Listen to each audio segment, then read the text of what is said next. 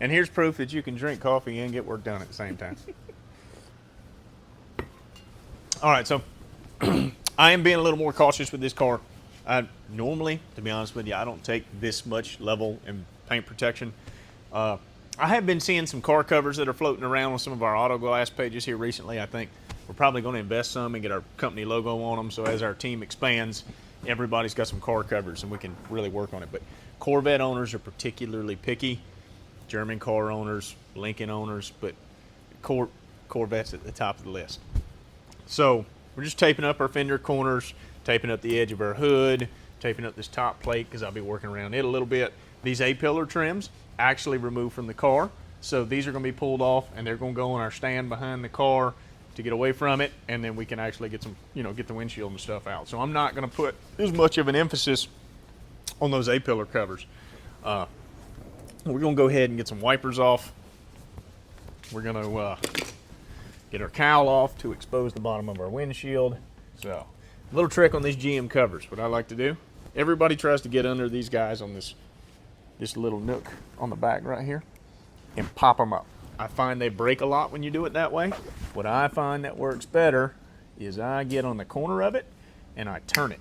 Once you put like a quarter turn on it, it just rolls right off. That works best for me. I do that on all the GM covers that snap down like this. So I'm gonna set that down there for a second.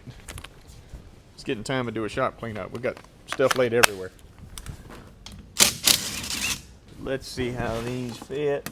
Now normally, if this was a Ford or a Ram, I would have put a puller on these wipers because the regulators, wiper regulators on those makes tend to break real easy. Get quite a bit off of these things. Look at it. Remember what I'm doing. There we go. Just lay that there. There we go.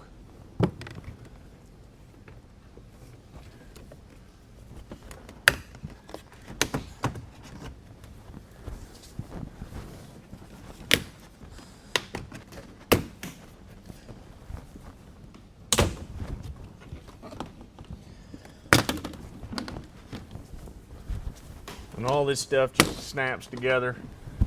You get it off, just take a peek. Make sure all your snaps are still there. You don't have to replace any push pins. Go get this over here out of the way. Snap this guy from the cowl snaps. Wiper plug. Get it out of here. We got everything exposed at the bottom we need exposed. Now I can throw a blanket over the hood and fenders. We're done right there. Let me go get my flashlight off of the charger. So GM likes to use T15 head screws and 7mm screws. So this one, there's a T15 there. Got to get in here, get this gasket pulled out. We got 7mm and 15mm all the way down this side. So we got 15 mils up in here, 7 mils here. Let me see, I did one the other day. I don't think I had to pull any of the 7 mils out of this car. The older model car, you had to pull a bunch of 15s, and then you come back and pull 7s, and the A-pillar trim come off in 2 pieces. One was the channel for the gasket, or the header gasket. I guess maybe you call it a header gasket or window seal, or I think it's called a header gasket because the roof seals to it, the top. RJ, where are you hiding all the 15 bits at, Bo? We don't lose 10 millimeters. We lose 13 millimeters and 7 millimeters. I mean, I can't say nothing. I went home with a 10 mil in my pocket the other day. When I worked on Harleys, we used to be in the shop. We'd cuss those guys all the time. Guys that come in, they use a T25 bit and a T27 head screw on their clutch plates, their clutch covers, and not clutch covers, but derby cover. That's what it's called, a derby cover.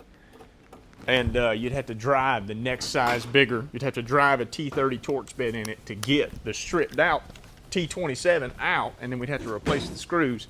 But it was like all the time. All the time. Everybody thinks they're a tech till it comes time to do tech stuff.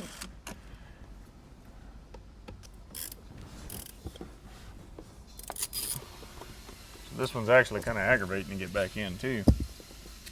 Got that. And there is one more that you'll never guess is there because it's hiding from you. Right here at the top inside of this header gasket, there is a T15 head screw right there. So if you start grabbing on it and start pulling on it and it doesn't move, don't force it. Goes. Yeah, so this is what I was talking about. You got a two-piece. The older Corvettes, you had to pull this panel off as well. This Corvette, all you got to do is pull this outside trim. We're going to leave this top piece on. If we got all this part at the top, we could do it. But what I found on the last one that we did is when I lay this windshield in, the molding lays up over it rather than goes under it like it is on this one. But if I take one of my little bone tools, I can just poke that molding and it'll lay right under all the way across. Most of the time that's not the case. You want to get everything you can out of your way to make your job easier. But sometimes it just becomes invasive.